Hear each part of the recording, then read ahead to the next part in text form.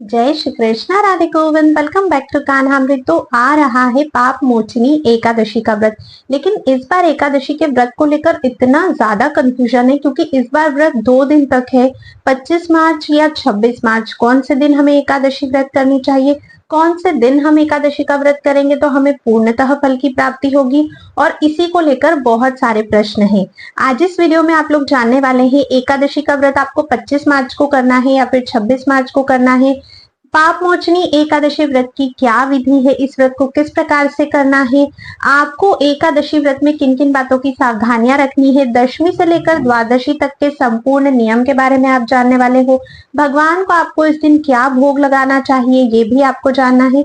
तो इस वीडियो में आपको एकादशी के व्रत से रिलेटेड संपूर्ण जानकारी मिलने वाली है जो कि बहुत ज्यादा इंफॉर्मेटिव होने वाला है।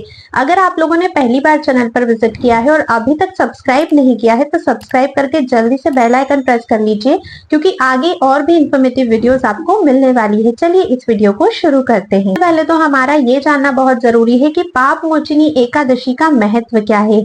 साल में कितनी एकादशी आती है? 24 एकादशी आती है, हर महीने में 2। हर एकादशी का अपना अलग महत्व होता है जो कि अधिकतर अपने नाम से ही हमें अपने महत्व को समझाती है।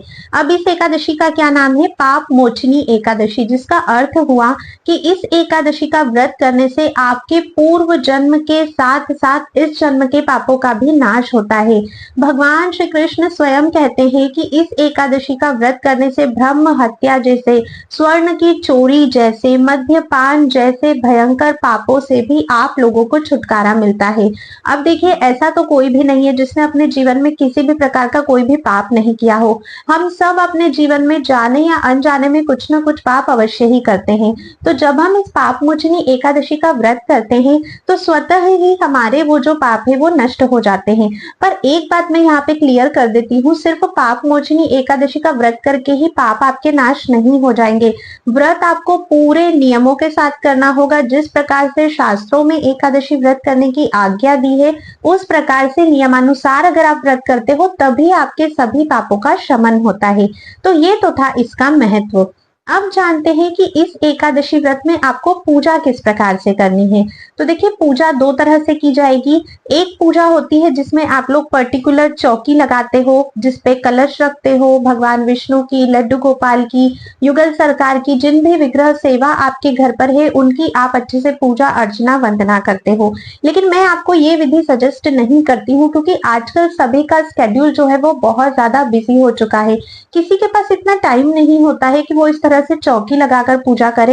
हाँ, अगर आप लोग घर पर ही रहते हो, अगर काफी सारा टाइम है आप लोगों के पास, आप फ्री हो, तो बिल्कुल आप लोग चौकी लगा के पूजा कर सकते हो। नहीं तो अगर समय का अभाव है आपके पास तो जैसे डेली आप अपने लड्डू गोपाल की पूजा करते हो, घर में जो भी ठाकुर सेवा है उनकी पूजा करते हो, उसी प्रकार से आपको पूजा अर्चना और वंदना करनी चाहिए। ठीक है, ज्यादा आपको पूजा को लंबा नहीं लेकर जाना है जिससे समय के अभाव के कारण ना आप अच्छे से पूजा कर पाओ ना ही अच्छे से अपने कर्तव्यों को निभा पाओ। ठीक है, आगे और भी मैं इस बारे में आपको बताऊंगी। अब देखिए, काफी सारे लोग सिर्फ यहीं तक जानते हैं कि एकादशी का व्रत यदि हम कर रहे हैं तो हमें एकादशी तिथि वाले दिन ही व्रत करना है और नियमों का पालन करना है जिसमें हमें अन्न ग्रहण नहीं करना है। पर ऐसा नहीं है। एकादशी का जो व्रत होता है उसके नियम 3 दिन तक फॉलो किए जाते हैं। स्कंद पुराण में, ब्रह्म वैवर्त पुराण में और अनेकों पुराणों में एकादशी की बहुत महिमा गाई गई है। और ग्रंथों से ही हमें ये पता चलता है कि एकादशी के जो नियम होते हैं वो दशमी तिथि से ही चालू हो जाते हैं जो कि द्वादशी तिथि तक चलते हैं। तो देखिए, दशमी तिथि पर आपको क्या करना होता है, पहले उन नियमों को आप लोग जान लीजिए। तो दशमी तिथि पर आपको सूर्य अस्त होने के बाद भोजन नहीं ग्रहण करना है। मतलब सूर्य अस्त होने के बाद अन्न आपको ग्रहण नहीं करना होता है। सूर्यास्त से पहले पहले भोजन कर लीजिए। भोजन भी कैसा होना चाहिए? ज्यादा गरिष्ठ भोजन नहीं होना चाहिए, तला भुना भोजन नहीं होना चाहिए, शुद्ध सात्विक भोजन होना चाहिए जिसमें प्याज और लहसुन का आपने उपयोग ना किया हो। सात्विक भोजन होना चाहिए, बिना प्याज लहसुन का भोजन होना चाहिए, हल्का भोजन होना चाहिए। इस प्रकार का भोजन आपको दशमी तिथि पर करना चाहिए। ठीक है, कहते हैं दशमी तिथि पर आपको चने की दाल हो गई, मसूर की दाल हो गई, पान हो गया, ऐसी भी कुछ चीजों का सेवन नहीं करना चाहिए। कांसे के बर्तन का आप लोगों को सेवन नहीं करना चाहिए। ठीक है, उसके बाद किसी भी तरह का आपको नशा नहीं करना चाहिए, किसी भी तरह का। गैम्बलिंग से आपको दूर रहना है। जो ऐसे गेम्स होते हैं ना जिनमें पैसा लगाया जाता है, प्रॉफिट के लिए जो अर्निंग्स की जाती है, उनसे आपको दूर रहना है। दशमी तिथि पर अगर मान लीजिए किसी कारणवश आप सूर्य अस्त होने के पहले भोजन नहीं कर पाए हो, तो फिर इस स्थिति में आप लोगों को क्या करना है कि सूर्य अस्त के बाद अगर आपको कुछ भी खाना पड़ता है तो या तो आप फ्रूट्स ले सकते हो या फिर आप लोग एकादशी प्रसाद ले सकते हो, अन्न का सेवन नहीं करना है। इस दिन आपको संपूर्णतः ब्रह्मचर्य का पालन करना होता है।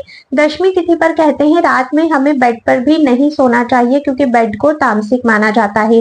तो आप लोग धरती पर शयन कर सकते हो, एकदम जमीन पर नहीं सोना है, कुछ भी बिछाकर या गद्दा डालकर आप लोग भूमि पर जो है वो शयन कर सकते हो। तो ये थे दशमी तिथि के नियम।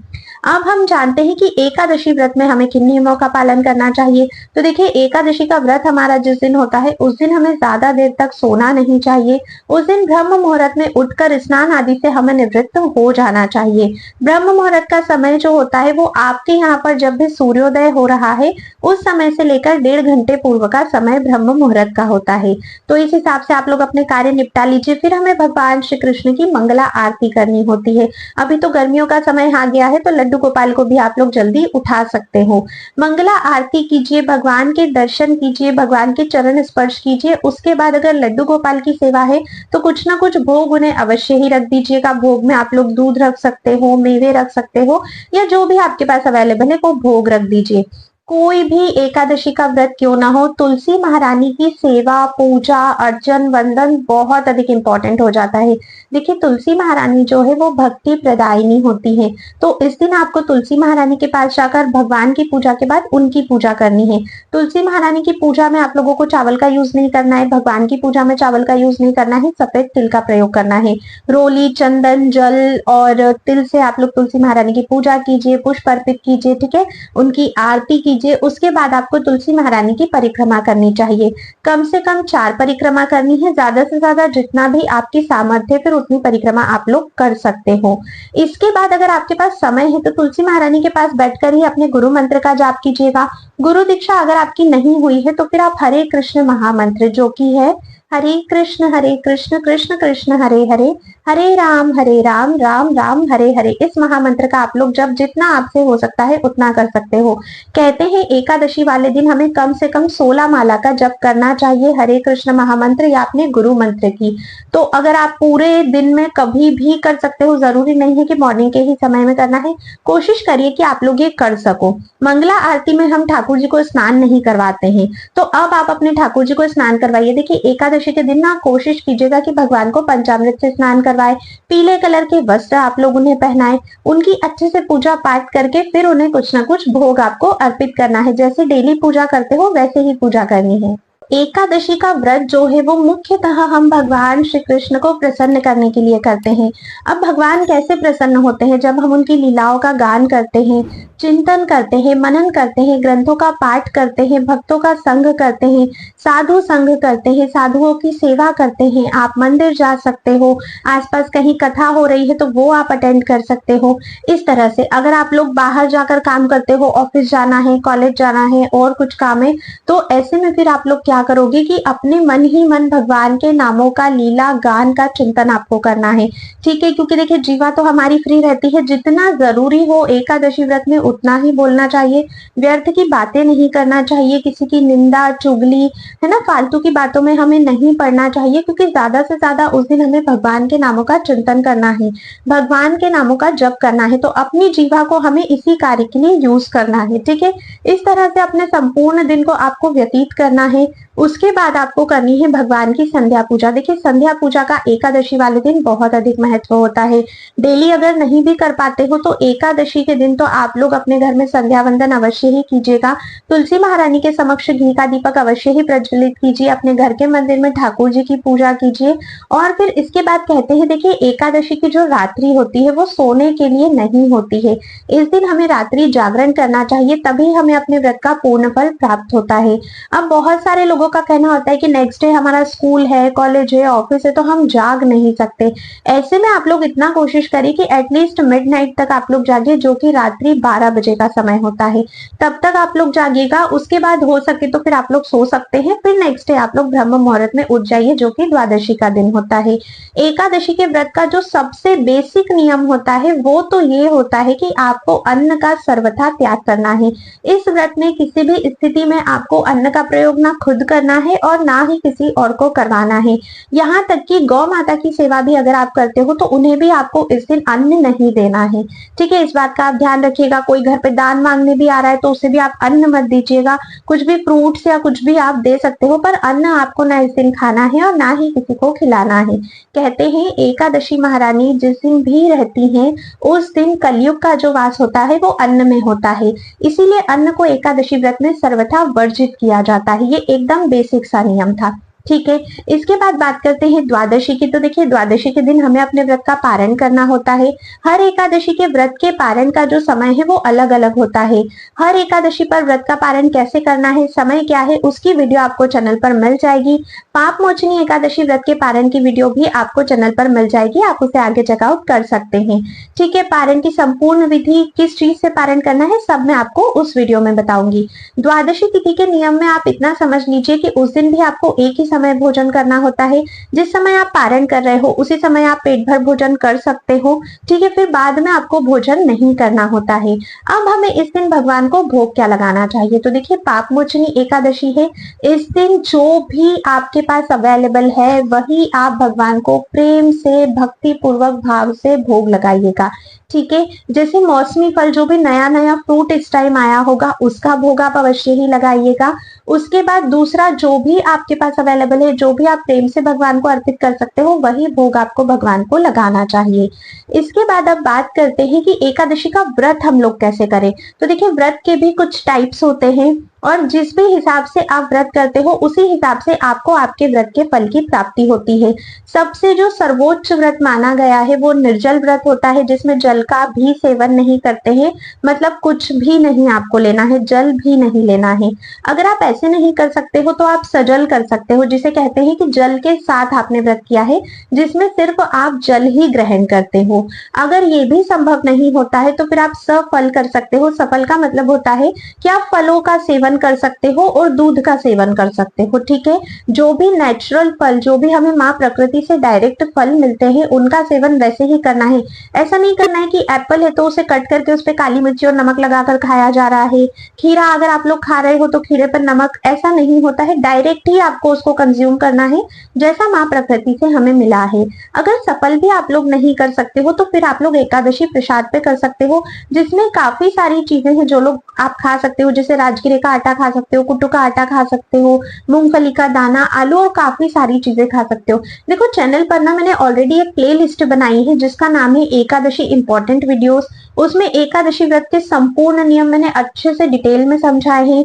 एकादशी व्रत में क्या खाना चाहिए, क्या नहीं खाना चाहिए, क्या डेली रूटीन हमारा एकादशी में होना चाहिए, सारी इंपॉर्टेंट वीडियोस आपको उस प्ले लिस्ट में मिल जाएगी। उसका लिंक मैं डिस्क्रिप्शन बॉक्स में दे दूंगी, वहां से आप लोग उसे जरूर चेकआउट करना। आपको बहुत ज्यादा हेल्प मिलेगी अपने एकादशी व्रत को कंप्लीट करने के लिए। अब देखिएगा, जितनी भी इंपॉर्टेंट बातें थी वो सभी मैंने आपको बता दी है। अब सबसे जरूरी बात की, इस बार हमें पाप मोचनी एकादशी का व्रत कब करना है, 25 मार्च या 26 मार्च को।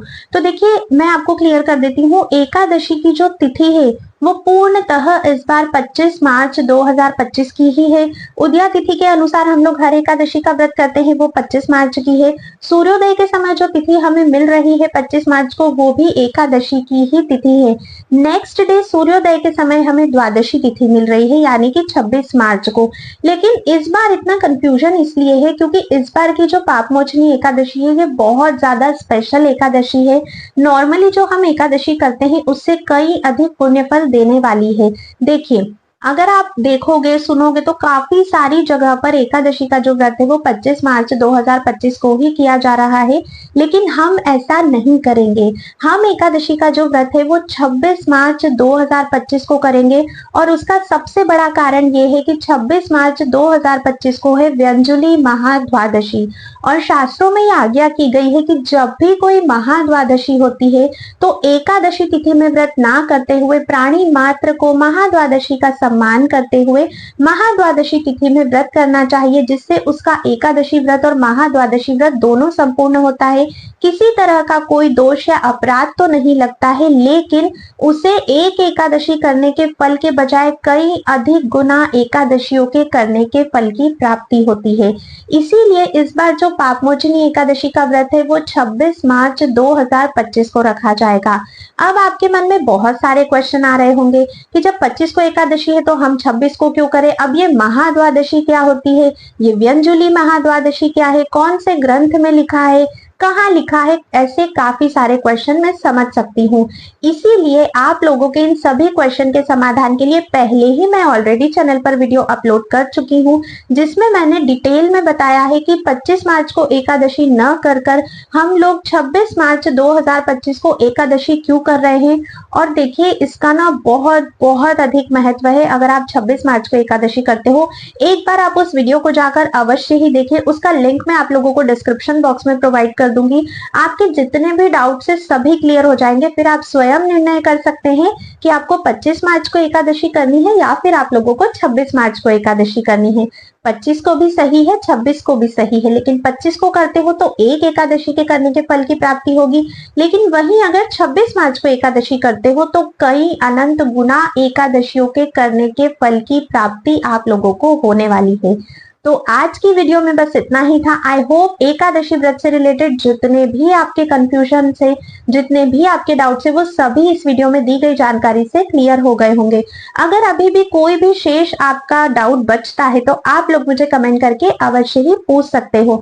अगर थोड़ा भी वीडियो पसंद आया है तो ज्यादा से ज्यादा शेयर अवश्य कीजिएगा, ताकि सभी लोगों तक ये इंपॉर्टेंट इन्फॉर्मेशन पहुंच सके। और लाइक किए बिना भी बिल्कुल मत जाइएगा। आई होप अभी तक आप लोगों ने चैनल को सब्सक्राइब तो कर ही लिया होगा। अब मैं आप सभी से मिलूंगी नेक्स्ट वीडियो में, तब तक के लिए राधे राधे।